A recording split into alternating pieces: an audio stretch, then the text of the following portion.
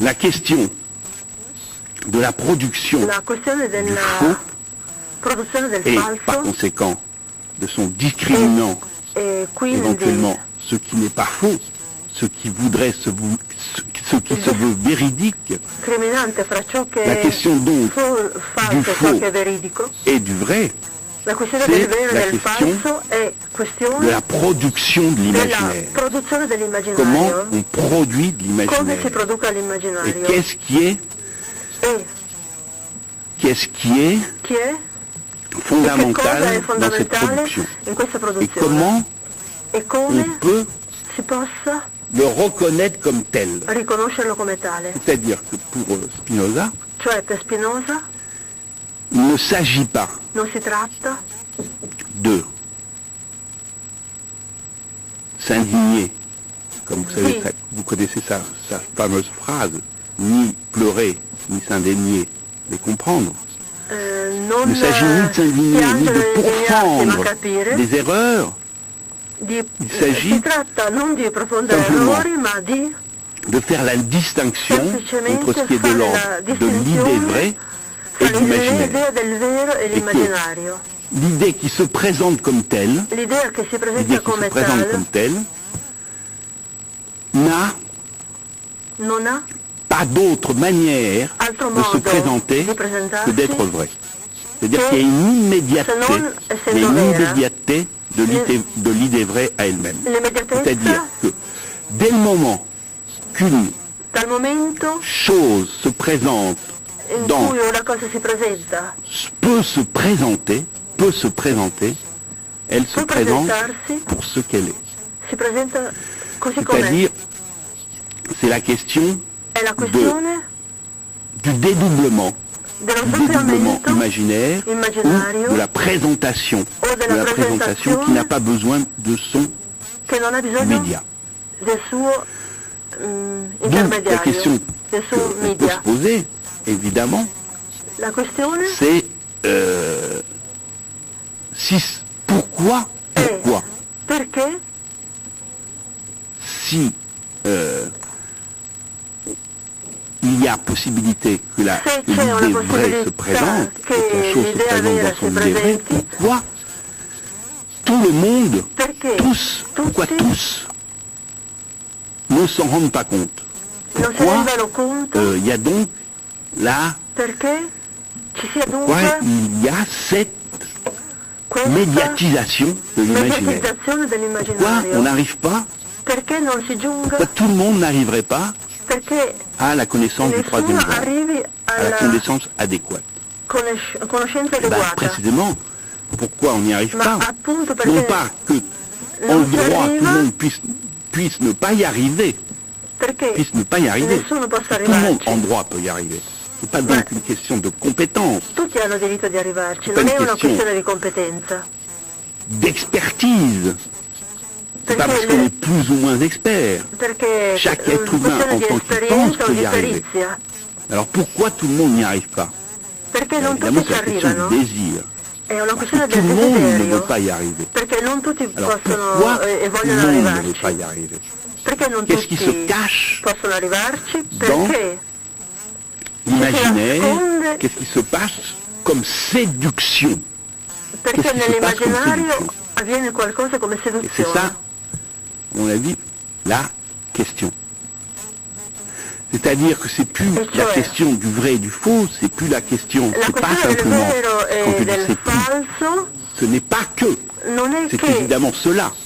Ce n'est pas La simplement la question question de l'erreur, non è questione c'est pas dell'errore, simplement non è semplicemente la la questione question de la mystification, di c'est mistificazione, aussi la question de la séduction, ma è questione di seduzione. la question de la séduction de l'erreur. La questione della Qu'est-ce qui, seduzione dans dell'errore. l'erreur, qu'est-ce qui, dans Che l'imaginaire, cosa séduit? nell'errore seduce? Che cosa E nell'immaginario question seduce? encore plus abyssale, E questione ancora più abissale, pourquoi, perché après tout, faudrait-il dopo Pourquoi tutto faudrait-il occorrerebbe que la vérité soit désirable?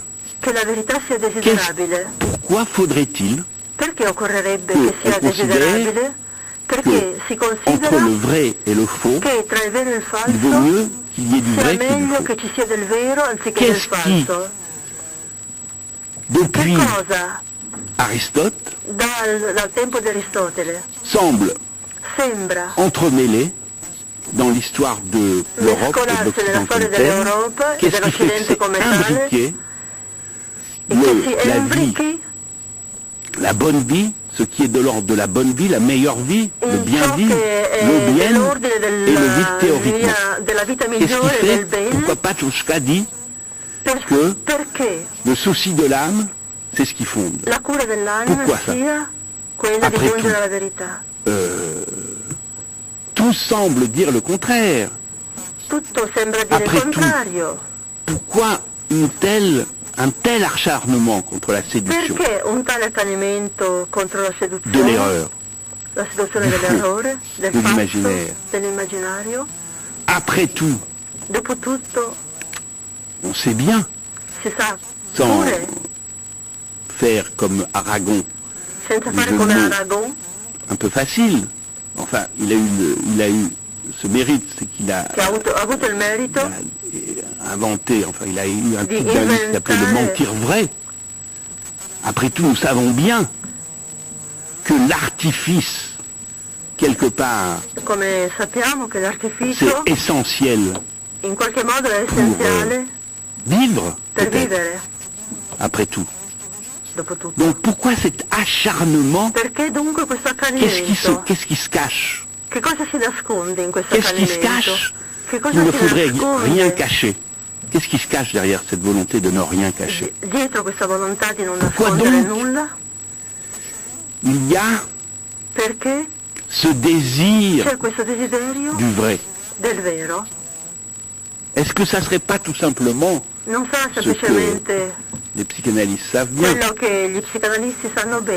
C'est le désir de voir la chose. Comme disait Lacan, c'est le désir scopique. Qu'est-ce qu'on veut voir? Qu'est-ce qu'on veut? De quoi on veut être sûr? De quelle vérité s'agit-il? De quelle chose s'agit-il? Et est-ce que c'est tellement bon que, et je sais que je touche là à une chose très grave, en France en tous les cas, périodiquement, cette question se repose avec beaucoup d'acuité. Mais qu'est-ce qui est tellement important qu'on retire le voile? Pourquoi le voile? Pourquoi le voilement? C'est considéré comme, dans notre tradition des Lumières, pourquoi cette tradition du dévoilement, cette tradition des Lumières, elle est considérée comme consubstantielle avec la démocratie, avec la liberté? Qu'est-ce que ça veut dire? Et pourquoi il faudrait, à toutes les forces, dans toutes les forces, de toutes les manières, il faudrait lever sans arrêt toutes les voiles, toutes les barrières, tous les écrans, toutes les médiations, pour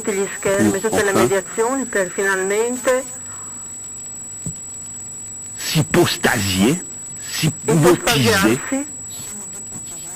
s'illuminer devant une chose qui serait la chose, l'être peut-être, et qui nous remplirait de sa lumière. C'est me semble-t-il, c'est le paradoxe, c'est la tension qui est indépassable. Elle est indépassable jusqu'à temps qu'on peut la soutenir. Elle n'est pas soluble. Elle ne tient que dans la position de pouvoir la tenir. C'est-à-dire que il y a effectivement ces deux désirs, ce désir de voir et peut-être ce désir du désir suppose que l'on ne puisse pas voir, qu'on ne veuille pas tout voir, qu'il ne faille pas tout voir, pour que le désir puisse fonctionner comme désir, justement. Et que si comme l'a dit Nietzsche, on veut absolument voir ce qui nous fait voir, eh bien c'est insoutenable parce qu'on ne peut pas voir le soleil. Parce qu'il vous aveugle, il vous fait mourir. Donc, à travers cette question des médias, de l'immédiateté, de l'artifice, de ce que Chomsky, par exemple, appelle la production du consensus, se joue et se rejoue notre être même, notre tension, notre être même, de ce qui nous a fait être, en tous les cas, héritier, sans que nous voulions, héritier du langage qui nous a été imparti, c'est-à-dire héritier des langues de notre civilisation, de notre pourtour géographico-historique, bref, de l'Europe, de Platon et de l'Europe. Et de ça, nous y sommes. On ne peut pas faire qu'on n'y est pas. Et la tension, elle est perpétuelle. Et effectivement, il est bien vrai, il est absolument encore bien vrai que je puis dire qu'il est bien vrai, et cela grâce, d'un certain point de vue, à l'instauration de la philosophie comme telle, reprise évidemment par le siècle des Lumières, reprise par la philosophie critique, par ceux qu'on a appelés les grands maîtres du soupçon. Il est bien vrai que donc, il n'existe qu'une tension toujours plus grande à ne pas être mystifié, à ne pas être trompé. Et il est bien vrai aussi que c'est précisément ça qui constitue ce que Freud appelait le malaise de notre civilisation. Parce que ça ne peut pas aller autrement que dans un malaise. Parce qu'il est absolument impossible de tenir perpétuellement la position de l'omniscient, de l'omnivoyant. Il est impossible de tenir la position de ce que Merleau-Ponty appelait le surplomb du monde. Il est impossible d'être ce qui est en même temps le surplombé et le surplombant. Et de ce point de vue-là, il me semble que nous n'avons rien à en dire d'autre que ce que dit Wittgenstein. Ce que l'on peut dire, il faut le taire, mais en même temps, il faut y ajouter ce que dit Maurice Blanchot, à savoir que c'est précisément ce que l'on ne peut pas dire, qu'il faut taire, qui est l'écriture comme désœuvrement. Je vous remercie.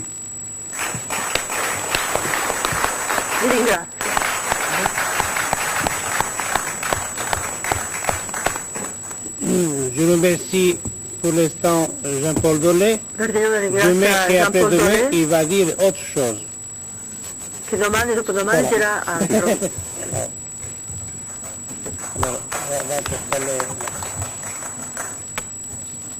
Je sais qu'il y a quelqu'un qui veut poser une question, mais il va l'énoncer demain. Pour l'instant, il peut la formuler par écrit. Che il pubblico vuole porre passeranno domani.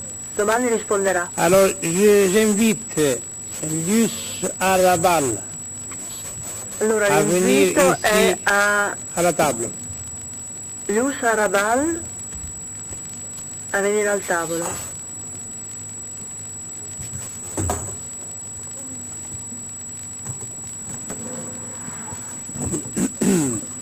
C'est la première fois que Luce Arrabal interviene à nos rencontres. Ai nostri incontri. Et donc je la salue, son apport. Ce matin, Thomas Sebeok questa mattina Thomas Sebeok faisait allusion à une certaine zoologie, a una certa zoologia fantastica. Et alors, sur ce sujet, Luis Arabal a consacré une recherche a questo Luis Arabal ha dedicato una ricerca che finalmente si compie come un libro monumentale nous aurons l'honneur e che noi avremo l'onore di leggere et tirer le plus grand profit. Per trarne il massimo profitto possibile. Voilà. Ecco dunque Luis Arabal. Elle est ici à ma gauche. Qui alla mia sinistra. Je vous demande d'écouter avec attention parce que allora io le chiedo di ascoltare con attenzione perché dice mirabili cose, sorprendenti e assai semplici. Je ne crois pas avoir mérité pareil compliment, je vais quand même m'efforcer. Non penso di aver meritato tanti complimenti. De les mériter. Alors, je voulais parler en effet des animaux fantastiques, mais je ne vais pas pouvoir parler de nombreux animaux fantastiques. Je vais me borner à évoquer la licorne, puis ensuite je parlerai de quelques oiseaux curieux que l'on croyait avoir aperçus au Nouveau Monde. Et je parlerai de ces animaux fantastiques essentiellement dans les lettres hispaniques et dans une période d'environ 150 ans, entre 1500 et 750-760. Des exemples seront tirés dans les lettres et un peu dans l'iconographie, mais malheureusement je ne peux pas présenter de reproduction de ces animaux. Alors tout d'abord, je vais parler de la licorne et je commencerai par une citation d'Ambroise Paré dans son traité des animaux monstres et prodiges publié en 1573 où il dit « Et de pouvoir dire et assurer à la vérité quelle est cette bête, il est fort difficile, et même aucun doute que ce soit une chose fausse et controuvée par le vulgaire, laquelle avec le temps soit venue en opinion, et que quelqu'un en peut avoir écrit, soit par simplicité ou délectation, voulant remplir le livre de choses merveilleuses et extravagantes, se souciant bien peu si elles étaient vraies ou fausses. De fait, la description de la dite licorne porte avec soi un doute manifeste, vu que les indices que c'est une bête inconnue et étrange, et qu'elle naît aux Indes, les autres en Éthiopie. Ah, c'est trop vite. Bien. Je vous demande de lire doucement. Bien. D'autres. D'ailleurs, si vous pouvez exposer une partie aujourd'hui, une partie demain. Io invito a esporre una parte oggi e una domani e speriamo di avere il testo scritto come sarebbe giusto. Des autres est désert. Ecco, la citazione si è persa. Et de fait, comme ils sont différents en la description des lieux où naît la dite licorne, si parla ancora degli licorni. Ainsi font-ils en la forme d'icelle. Les uns disent qu'elle ressemble à un cheval, si dice che corrisponda, che sia simile a un cavallo, altri dicono che sia simile a un asino, gli altri che è simile a un cervo o un elefante. Autres à un rhinocéros, altri ancora dicono che somiglia a un rinoceronte, un lévrier d'attache. E altri ancora un levriero d'attacco. Le lecteur en croira ce qu'il voudra. Il lettore et quant à moi, je crois que la licorne n'a encore été découverte, credo che il licorno non è pour stato le ancora moins scoperto, bien rarement, o raramente, et que ce n'est qu'une imposture de vendre tant de cornes de licorne. Bien, c'est une citation assez longue, mais je voulais la donner dans son intégralité parce qu'elle situe bien le problème, c'est-à-dire elle résume les divergences des auteurs qui, depuis l'Antiquité, essaient à peindre le portrait et les mœurs de la fantastique et fantasque créature. di questa fantastica Paré creatura. fait montre d'un scepticisme salutaire, bien que teinté de prudence, Molti mostrano et uno nous allons scetticismo voir que son salutare, exemple demeure bien loin d'être suivi. ma il loro esempio Nous non allons viene donc essayer de seguito. voir ce qu'il en est de la licorne au XVIe siècle et dans la première moitié du XVIIe Che siècle cos'è il dans les leopardo lettres nel hispaniques. XVI e Inspire-t-elle XVII l'iconographie et secolo? les lettres? A-t-elle été rayée des cartes du Nouveau Monde par les découvreurs? Ou persiste-t-elle à survivre au climat brûlant de l'Afrique et au désert de l'Inde? Per taluni è vissuto nelle regioni europee, per altri sussiste solo nelle regioni Alors tout d'abord, une définition lexicale de la licorne. Allora, la definizione lessicale del leocorno d'un dictionnaire du XVIIe siècle, da un dizionario del celui XVII de secolo Covarrubias.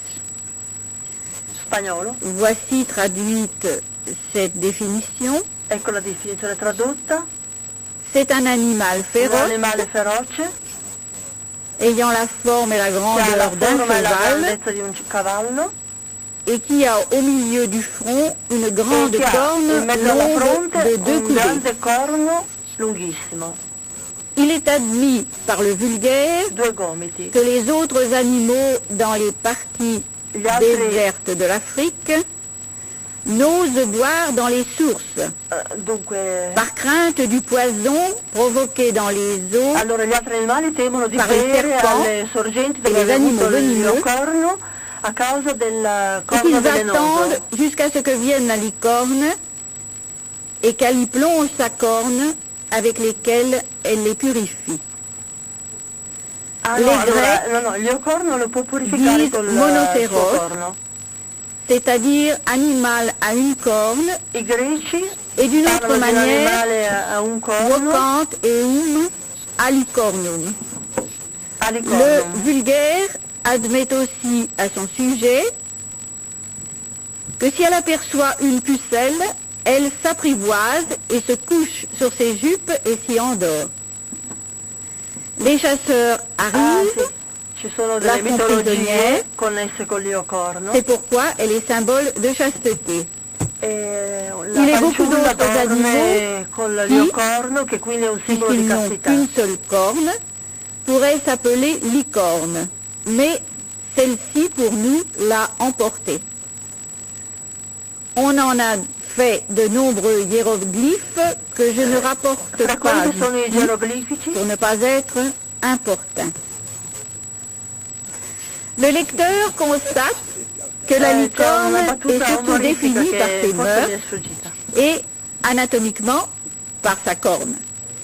Covarrubias semble ne donner des précisions sur l'animal que du bout des lèvres, notant ce que croit le vulgaire, sans toutefois, comme en d'autres circonstances, parler de fable.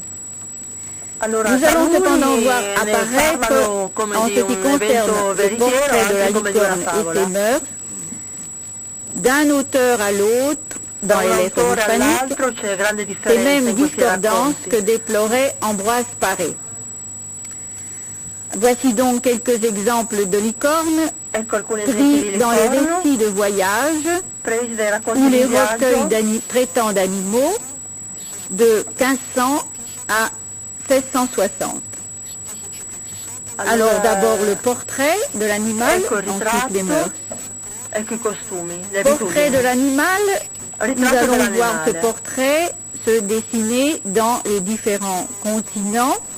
D'abord en Europe. Il ritratto in Europa, Fray Luis de Granada, Fray Luis de Granada, dans son introduction nella au sua symbole de la introduzione foi, al simbolo della parmi fede, les admirables ruses des animaux, fra le astuzie rapporte à ses dell'animale, lecteurs le riporta combat de l'éléphant contre la licorne la lotta dell'elefante contro il leocorno et cite celui que se livrèrent les deux adversaires au royaume du Portugal au temps du sérénissime roi Don Manuel.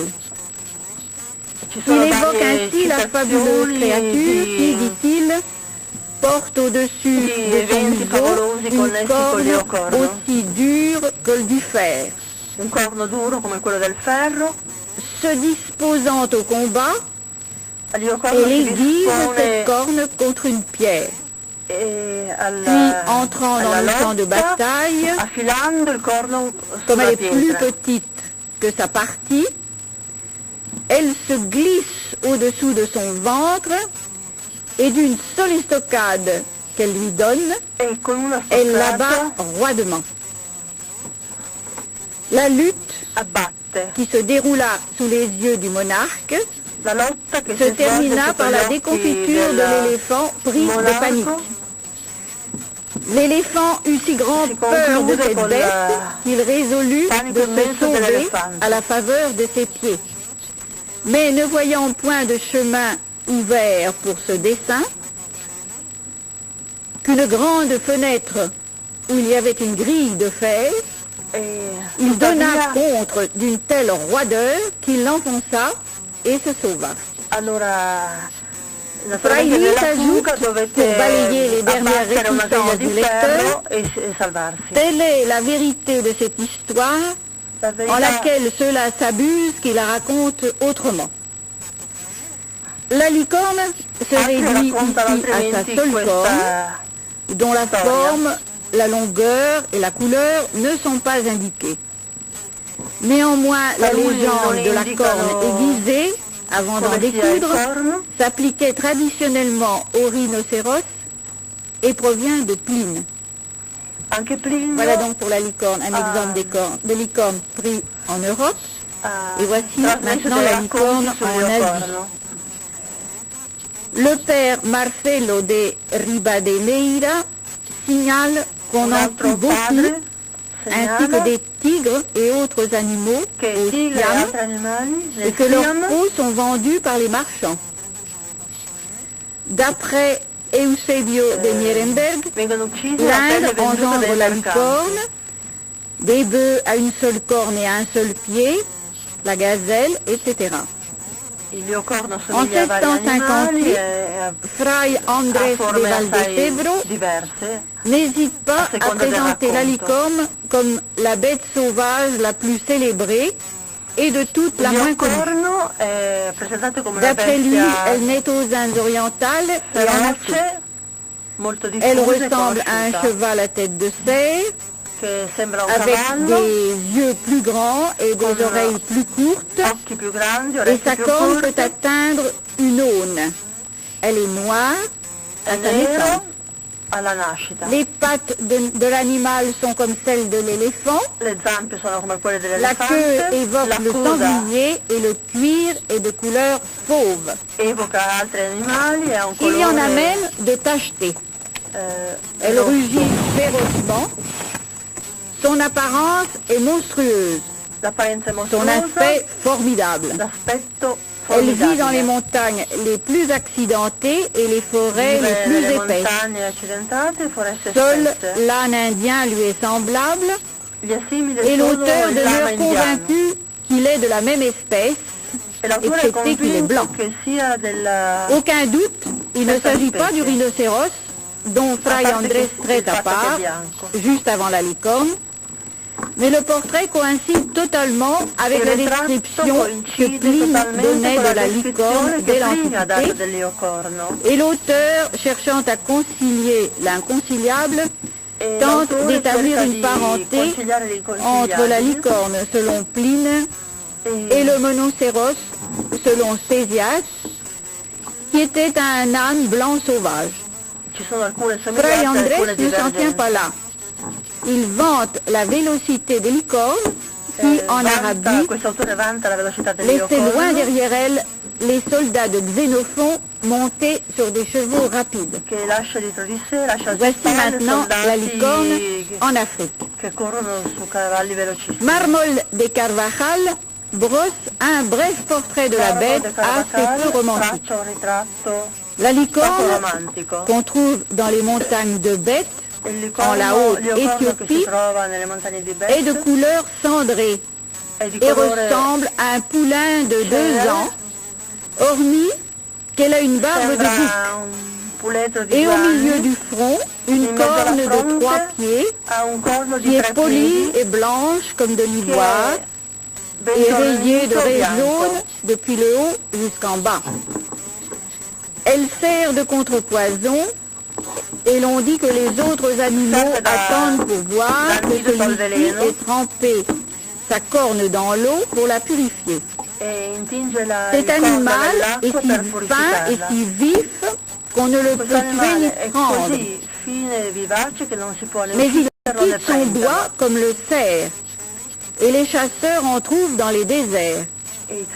Quelques-uns disent que le monocéros n'est pas semblable à la licorne et que sa corne n'a pas tant de force contre le venin, quoiqu'Elia ait fort parlé de sa vertu. Nous voilà de nouveau en proie à l'incertitude.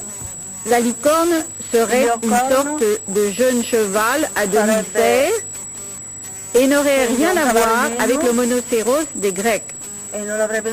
Notons l'imprécision dans la définition de cette créature insaisissable et la vertu de sa corne qui puise son succès et sur laquelle nous allons revenir.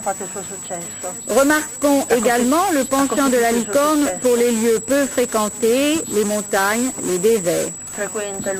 Relevons enfin la probité de l'auteur qui, traitant de la licorne puis du griffon, ajoute prudemment dans la marge « On doute fort de cet animal aussi bien que du précédent ».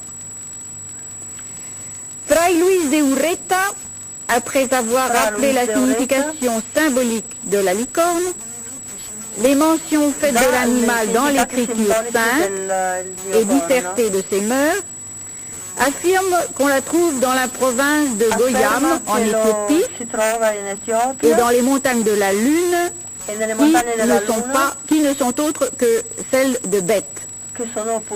Il reprend la fable des cornes caduques, semblables au bois du cerf, et le portrait qu'il trace des licornes tient franchement du puzzle.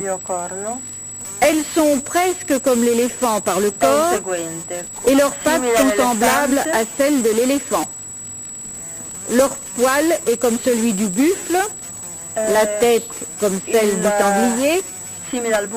Leur caractère et leur nature sont celles du porc, comme l'éléphant enclin à se vautrer dans la boue et les flaques d'eau.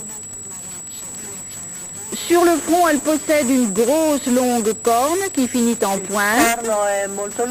Elle est pleine et de couleur noire. La langue, un véritable hérisson de piquant. Et quand elle lèche, on dirait un chardon. L'animal prend un aspect franchement rebutant et nous remet en mémoire la déception éprouvée par Marco Polo rencontrant une licorne pour la première fois. Les deux portraits ne sont-ils pas identiques trait pour trait? Qu'on en juge. Ils ont l'éléphant sauvage et ont une licorne assez que ne sont ni guère moins qu'un éléphant.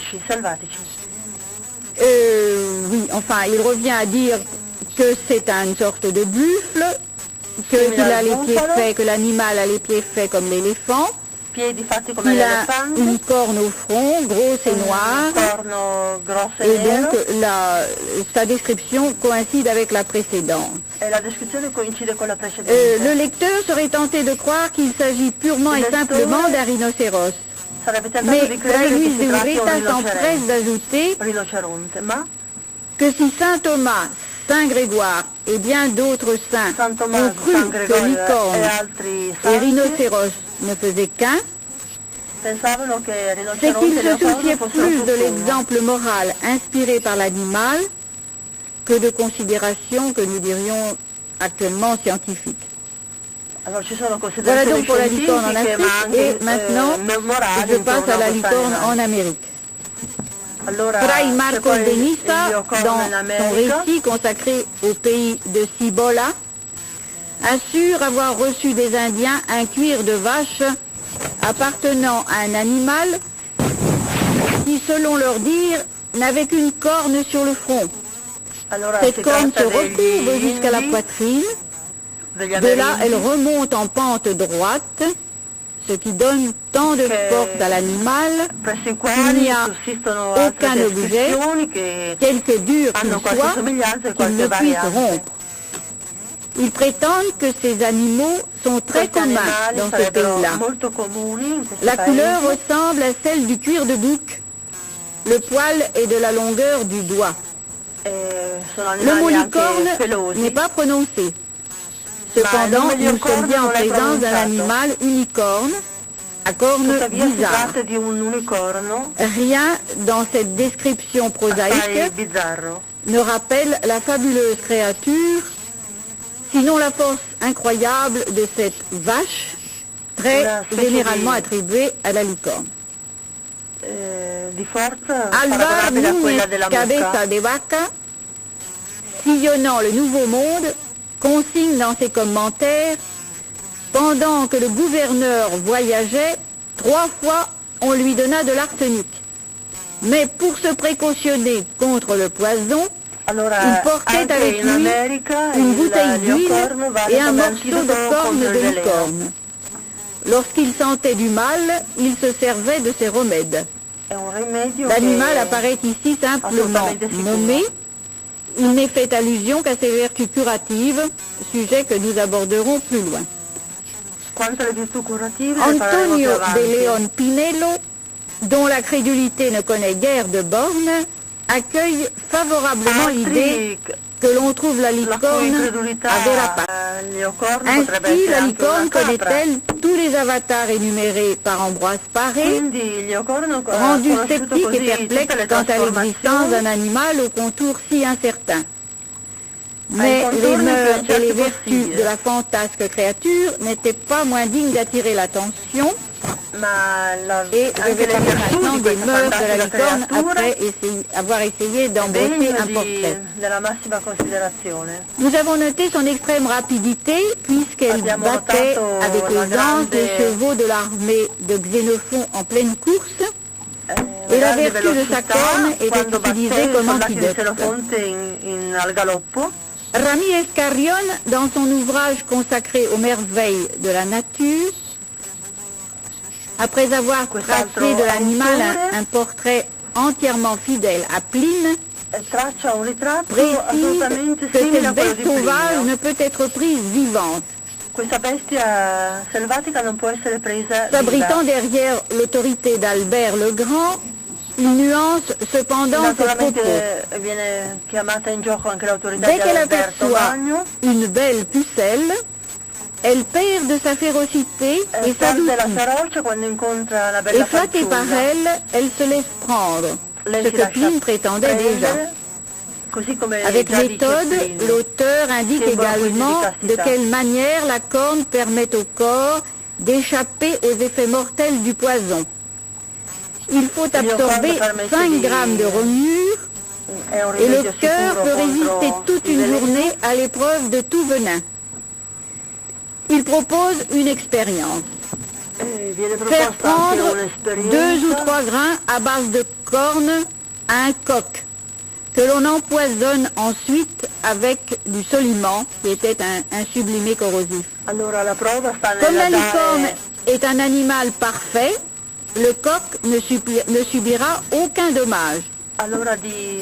Une seconde expérience nous est suggérée.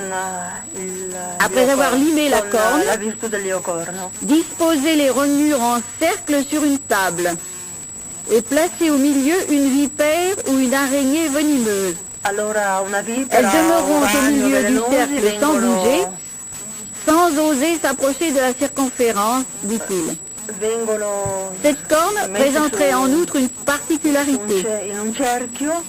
Toutes les cornes d'animaux seraient, selon l'auteur, creuses et terminées en pointe.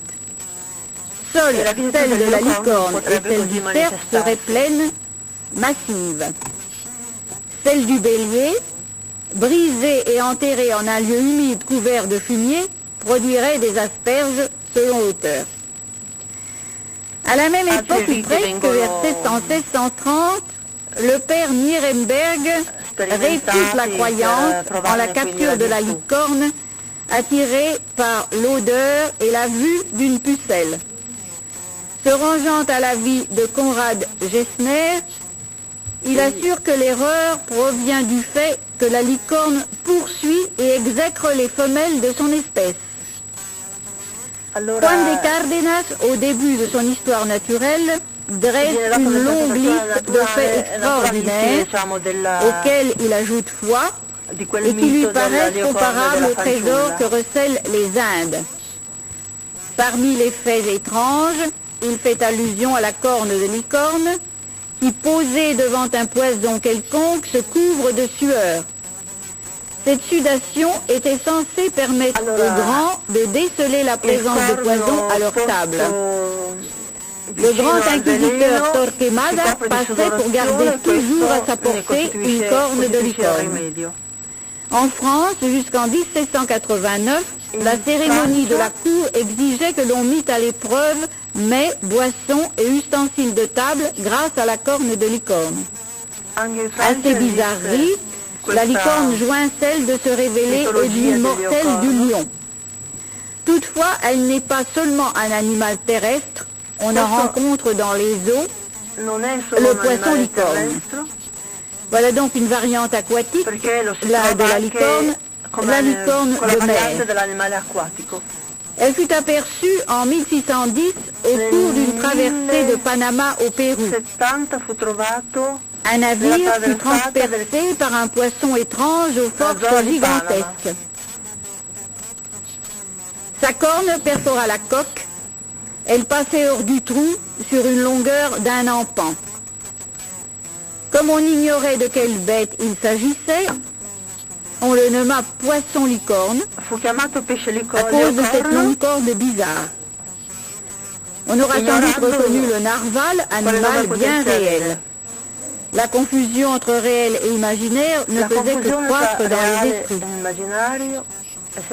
Cependant, la fortune ou l'infortune que connaît un animal tient pour beaucoup à la réputation que lui ont faite les bestiaires médiévaux et au sens symbolique, allégorique qui lui est attaché arbitrairement ou non. On sait que ces recueils ont beaucoup contribué au succès de certaines bêtes, telles les cigognes, considérées comme modèles d'amour filial, puisqu'elles se souciaient grandement de leurs vieux parents, pensait-on. Ces oiseaux payant en la même monnaie le bienfait qu'ils en ont reçu, et leur portant de quoi vivre fort soigneusement en leur nid.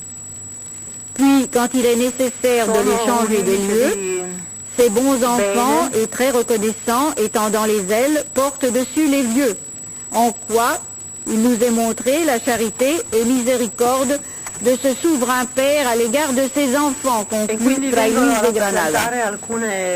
Pourquoi la licorne est-elle encore accueillie avec enthousiasme par Fray Andrés de Valdecebro dans ses écrits en 1658? Eh bien, précisément parce que la licorne a un sens allégorique et symbolique important. C'est un animal qui, par une série de contresens dus aux traductions successives de l'hébreu en grec par les Septante, puis du grec au latin par la Vulgate, doit en partie son prestige au texte sacré. Il y est fait 7 fois allusion dans les Saintes Écritures, 2 fois dans le Pentateuque, 1 fois dans Job, 1 fois dans Isaïe, 3 fois dans les psaumes. Le mot hébreu réem fut traduit monocéros par les Septante, puis unicornus dans la Vulgate. Or, le réem n'était nullement décrit dans la Bible, qui en parle simplement sur un ton de crainte respectueuse. Le terme monocéros ne s'imposait donc pas avec évidence. Unicornus, traduit littéralement du grec, pas davantage. Pour comprendre d'où provient ce monocéros, il faut remonter à Ctésias, qui fut le premier à le décrire. Il s'agissait d'un âne sauvage blanc, à tête pourpre et aux yeux bleus, portant une corne blanche, noire et cramoisie à son extrémité.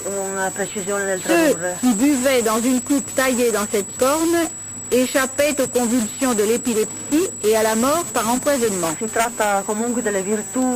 animal fabuleux qui inspira de nombreux hiéroglyphes selon Covarrubias lequel cependant s'est gardé de l'inclure dans son livre d'emblèmes, Fray Andrés de Valdecebro en fait le symbole du cœur amoureux, noble et digne d'être aimé. Il s'appuie sur le prophète David qui compare le Fils de Dieu à la licorne. Il parle du Verbe divin qui est semblable par sa noblesse et par l'amour à la licorne, puisqu'elle, si intraitable, vient se coucher dans le giron d'une pucelle, comme nous l'avons déjà mentionné, et comme le confirme saint Isidore. Saint Ambroise nomme aussi le Christ licorne ainsi que saint Basile. D'après Fray Andrés dans ses hiéroglyphes, elle symbolise la rapidité, l'Amérique, la clémence. Elle représente également le Christ, licorne divine. Si certains auteurs ont douté son existence, d'autres l'ont admise par respect des Écritures, tel Fray Jerónimo Lobo, jésuite portugais, qui à propos de la licorne d'Éthiopie écrit « Comme nous la voyons souvent mentionnée par l'Écriture sainte, on ne peut pas dire qu'elle ne soit. » Il en fut de même pour d'autres créatures imaginaires, parmi lesquelles on peut citer les pygmées, dont l'existence est attestée par le prophète Daniel, et les géants, comme Goliath, Samson, etc. Et en ce qui concerne l'iconographie, on peut prendre deux exemples aux deux extrémités d'un éventail, au début du XVIe siècle et en 1658. La première licorne, reconnaissable à sa corne torsadée au milieu du front, figure à l'ouest de Sipangu sur la map monde de Sébastien Cabot, pilote major de Charles Quint, et date de la première moitié du XVIe siècle. La deuxième nous offre une licorne très traditionnelle, telle qu'on peut l'admirer dans la célèbre tapisserie de la Dame à la licorne. C'est une gravure servant d'illustration au propos de Fray Andrés de Valdecebro. Entre ces deux dates, les ouvrages traitant de l'art et de la décoration en Espagne, au XVIe siècle et dans la première moitié du XVIe siècle, du moins ceux que j'ai consultés, n'ont pas fourni d'autres occasions d'observer des licornes. Là où dans les cathédrales, notamment dans les stalles du chœur, prolifèrent satyres, harpies, sirènes, centaures, la licorne apparemment demeure absente. Elle n'a inspiré dans leur livre d'emblèmes ni Alcia, ni Juan de Borja, ni Hernando de Soto, ni Covarrubias, ni beaucoup d'autres. Lors des entrées solennelles de monarques dans les villes, nous n'avons pas non plus noté la présence de licornes.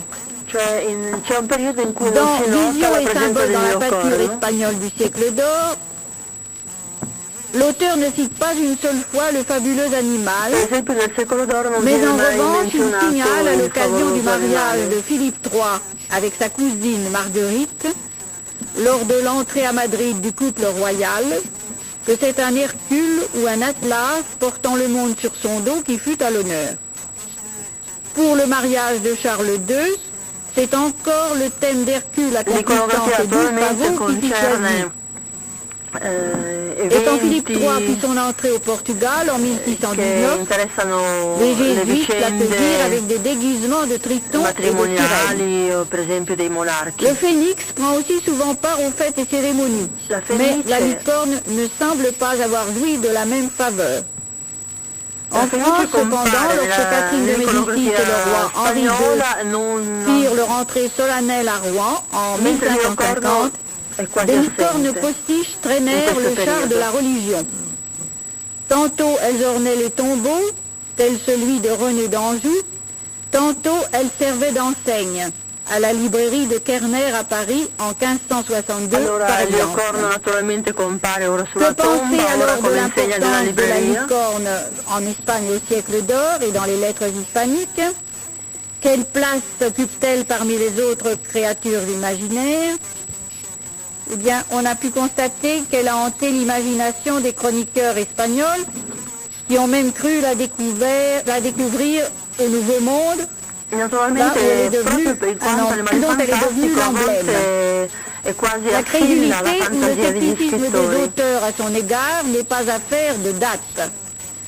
Ambroise Paré, Mármol de Carvajal, avant le dernier quart du XVIe siècle, ne paraissent guère convaincus de son existence. Tandis que pour Antonio de León Pinelo, en 1650, Fray Andrés de Valdecedro en 1658, elle ne semble faire aucun doute. Les yeux ne se sont pas dessillés peu à peu. Les Lumières n'ont pas remporté une victoire facile. Le progrès linéaire continu n'existe pas dans les esprits. De nombreux chroniqueurs étaient religieux. Nous avons remarqué que ce fait ne fut pas indifférent quant à la croyance en l'existence d'une créature attestée dans les textes sacrés. Mais qu'en est-il de la licorne si on la compare à d'autres animaux fabuleux? En étudiant les créatures imaginaires dans l'œuvre de Cervantes, de Góngora, de Calderón et de Gracián, entre 1500 et 1660 environ, on s'aperçoit que la licorne n'y tient qu'une très modeste place. Les géants, les phénix, les métamorphoses d'êtres humains en animaux ou en végétaux, les sirènes, les basilisques se disputant la palme. Les géants arrivent au tout premier rang chez les 4 auteurs. Le phénix se plaçant second, sauf dans l'œuvre de Cervantes qu'il n'a guère inspiré. Les géants sont cités environ 45 fois par ce dernier, une trentaine de fois par Góngora, une quarantaine de fois par Calderón de la Barca, presque 50 fois par Gracián. On mesure la disproportion entre la place qu'ils occupent et celle dévolue à la licorne. En un sens, celle-ci est le contraire du basilic, qui connaît un plus grand succès qu'elle. Chez les chroniqueurs, les géants deviennent même une véritable obsession. Symbole de pureté, de chasteté, du bien, de la clémence, image du Christ. La licorne n'offre pas malgré tout les attraits du géant, que tout Don Quichotte attardé dans le siècle rêve secrètement de réduire à merci. Les rêves de puissance, comme les chants désespérés, seraient-ils les plus beaux?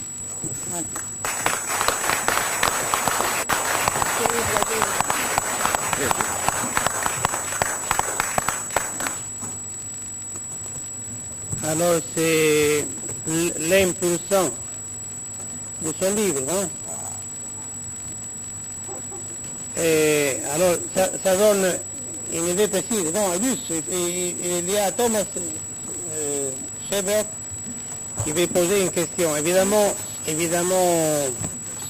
nous allons reprendre. Hein? I would like to make a comment. About 6 or 7 years ago, and if the professor doesn't speak English, please tell me what I'm saying.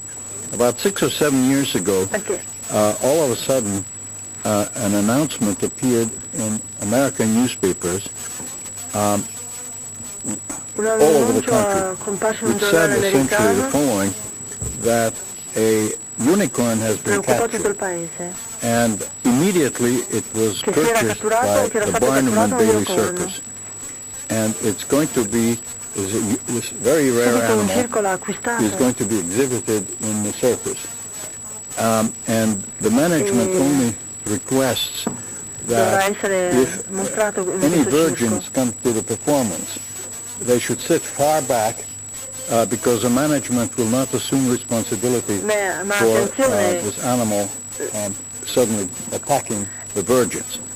And there was a tremendous interest, of course, among other people. I went to see this performance, and there was no unicorn until the very end. At the very end, in a circus typically, there's a parade of animals. And in the parade, there appeared a unicorn, not a very large unicorn, It was the size of a goat, but quite clearly a raccoon. And it went by very fast and disappeared out there. Of course, it was a goat, the head of which was fixed with a single horn, but it sold an enormous number of tickets, and you could immediately see in the circus which girl was a virgin and which was not. Però ha fatto una rapida apparizione.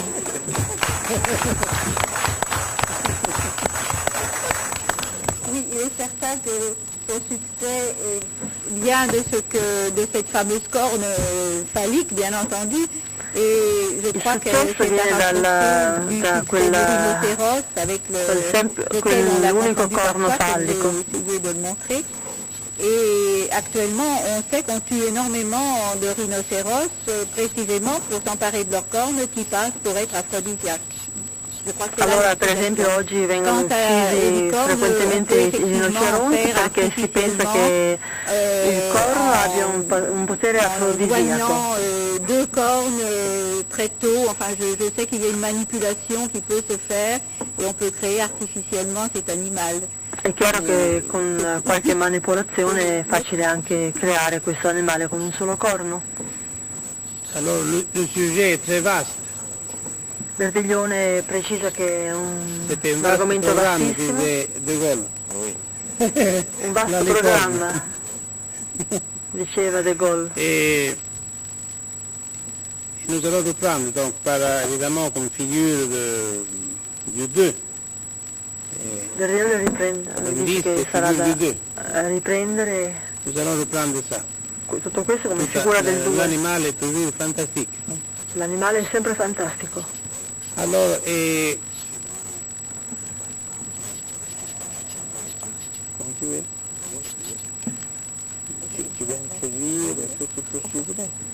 Come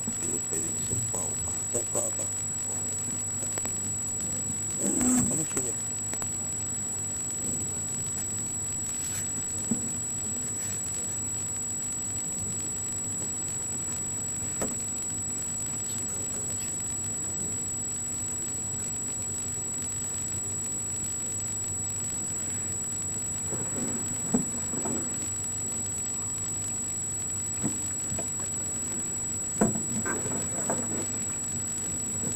Alors,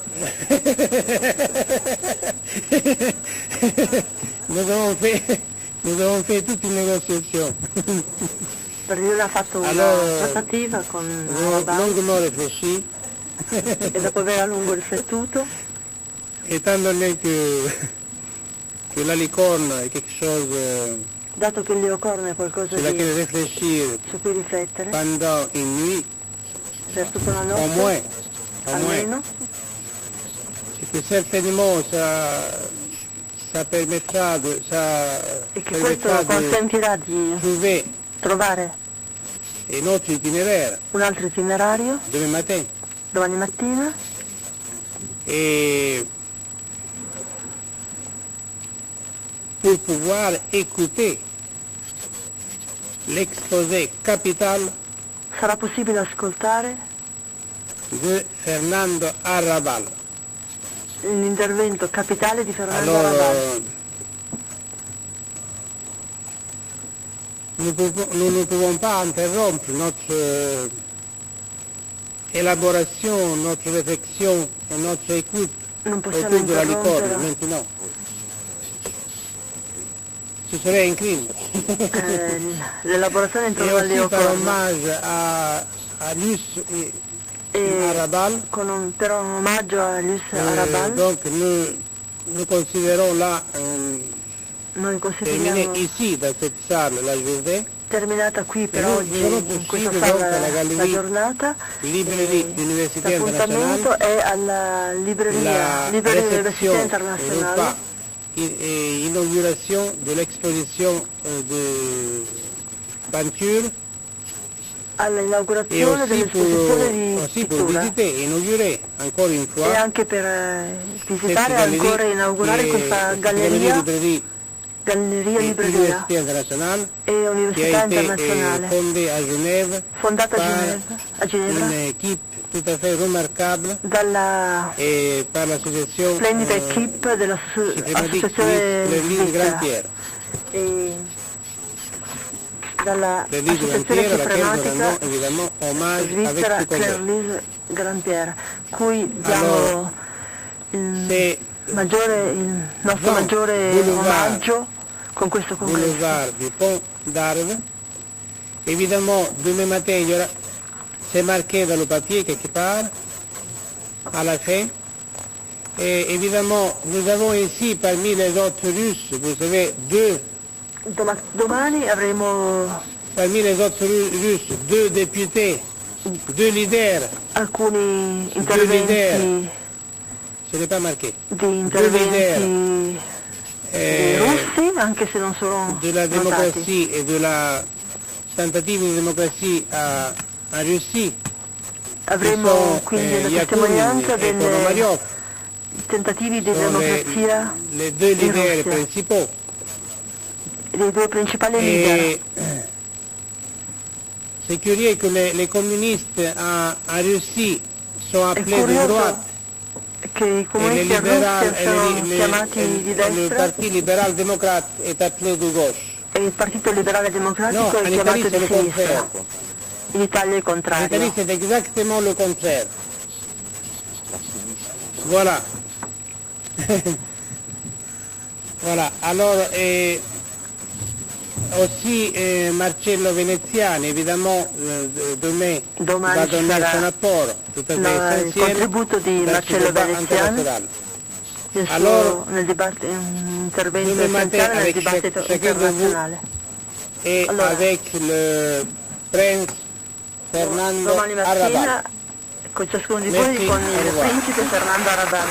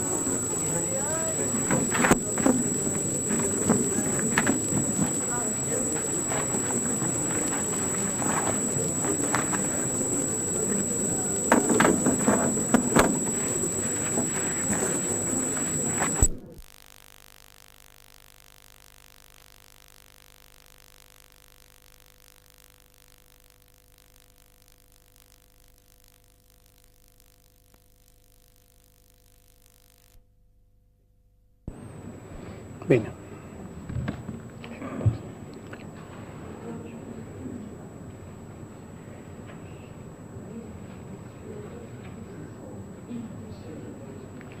Fondamentalisme, purisme, mais aussi naturalisme et son autre face, nationalisme. L'époque n'est pas une ligne. Elle est un animal fantastique qui participe de l'amphibologie, mode de l'ouverture, de la diade, de la relation non sociale. La Suisse n'est pas le lieu de la conciliation sociale, politique, financière, et n'est pas le lieu de tout compromis. Ce que les psychiatres ont appelé la psychose, c'est la matière de la parole. La matière comme dimension. Come une des 3 dimensions de la parole. Come una delle 3 dimensioni della parola. La charte intellectuelle. La carta intellettuale. Charte donc de la parole. Carta della et parola. Notamment, e in particolare de son écriture à partir de Léonard et de Machiavel qui ont inventé la prose, a partire da Leonardo e Machiavelli che hanno inventato la prosa,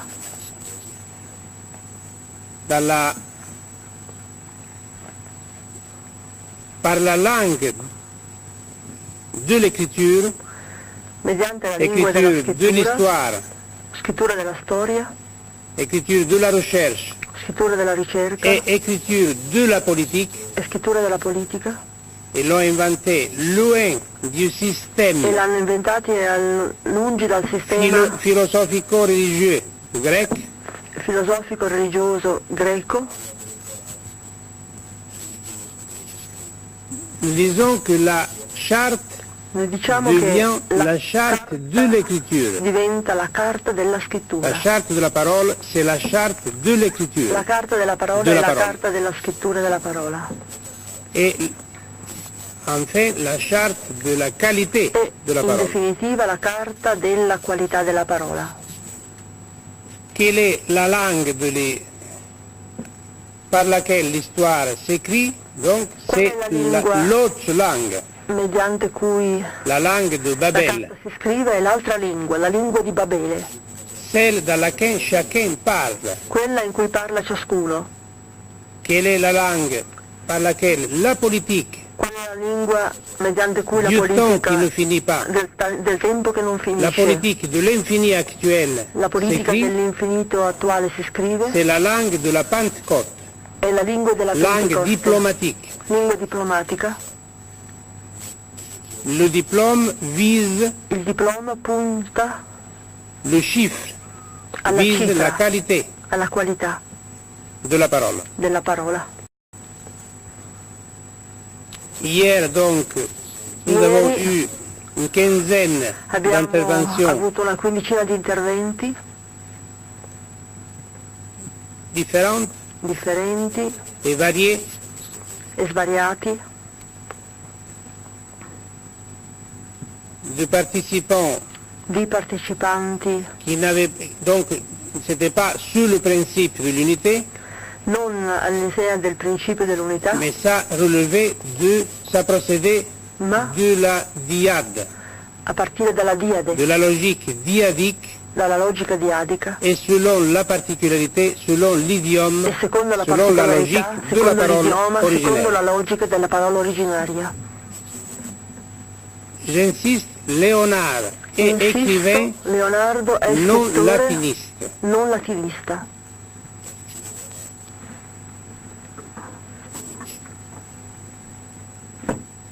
Les humanistes n'ont pas inventé la prose. Non gli umanisti hanno La inventato la prose a prosa. été inventée La par des écrivains prosa non è latinistes, stata inventata da c'est-à-dire scrittori qui non ne latinisti, faisaient aucune référence, che non facevano riferimento sistema. al sistema, c'est-à-dire cioè à l'ensemble des postulats all'insieme dei postulati de la philosophie della filosofia grecque, donc du greca, discours occidental. ossia del discorso occidentale. Aucune référence au discours comme tel, Nessun riferimento al aucune discorso come référence au tale, discours de la mort, nessun riferimento al discorso della morte, aucune thanatologie. nessuna tanatologia. La charte non thanatologique, c'est la charte carta donc non intellectuelle. tanatologica è la carta intellettuale.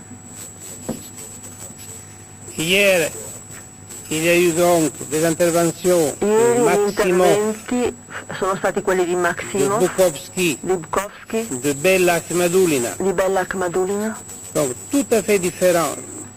del tutto diversi fra loro, C'était des approches tout à fait différentes degli venant accostamenti de la Russie del tutto diversi et qui alla questione interpellaient russa donc l'Europe, e che la Méditerranée et interpellano l'Europa, il cette Mediterraneo, Pax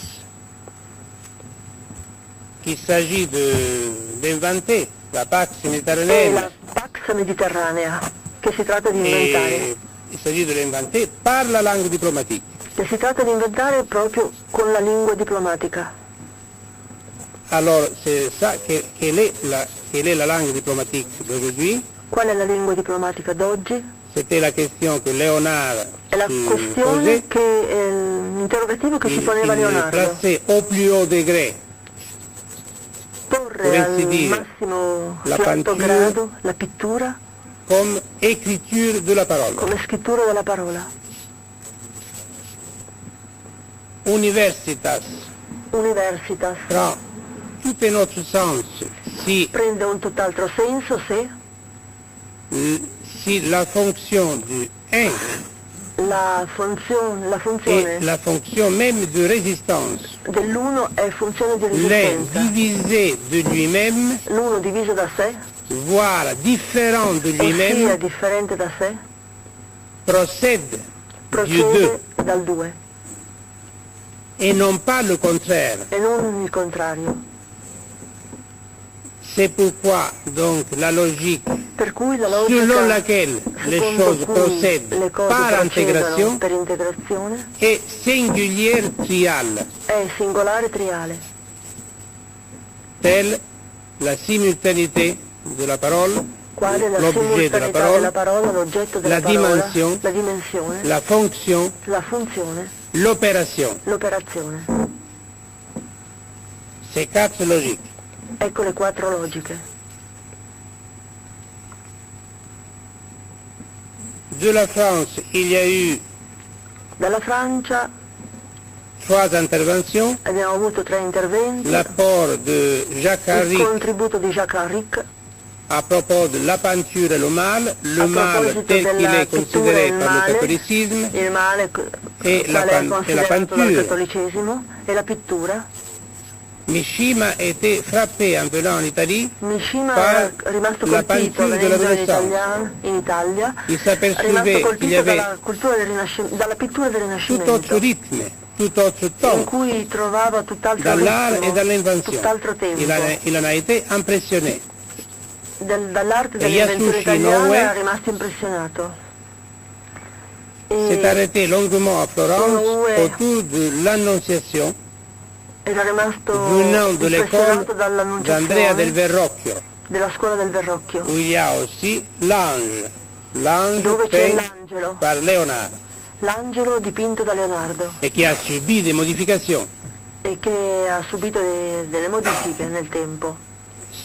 Les romans de Yasushi Inoue Il romanzo relève di Inoue de ce catholicisme, de cette instance viene da questa istanza intersectorielle et intersettoriale internationale e internazionale et du voyage e mythique dal viaggio mitico vers la Chine et de la Chine. verso la Cina e dalla Cina.